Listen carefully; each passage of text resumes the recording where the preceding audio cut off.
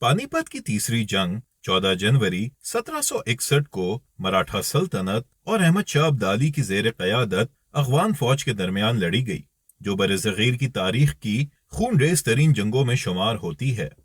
مراٹھا سلطنت، جو مغلوں کی کمزوری کا فائدہ اٹھاتے ہوئے شمالی ہندوستان میں اثر و رسوخ بڑھا رہی تھی، دہلی اور دیگر علاقوں پر قابض ہو چکی تھی۔ احمد شاہ ابدالی نے دہلی پر مراٹھا قبضے کو ختم کرانے کے لیے روہیلا افغانوں، شجاع الدولہ اور دیگر مسلم حکمرانوں کی مدد سے ایک طاقتور لشکر تیار کیا۔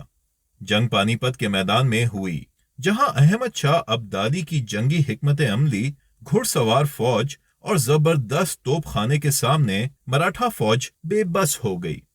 مراٹھا فوج، جو تعداد میں زیادہ تھی، رسد کی کمی، ناقص حکمت عملی اور اندرونی اختلافات کا شکار تھی، جس کے باعث بھاری نقصان اٹھانا پڑا۔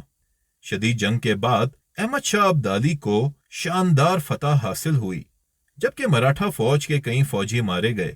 اس جنگ کے نتیجے میں شمالی ہندوستان میں افغان تسلط قائم ہو گیا اور مراٹھا طاقت کو شدید دھچکا پہنچا۔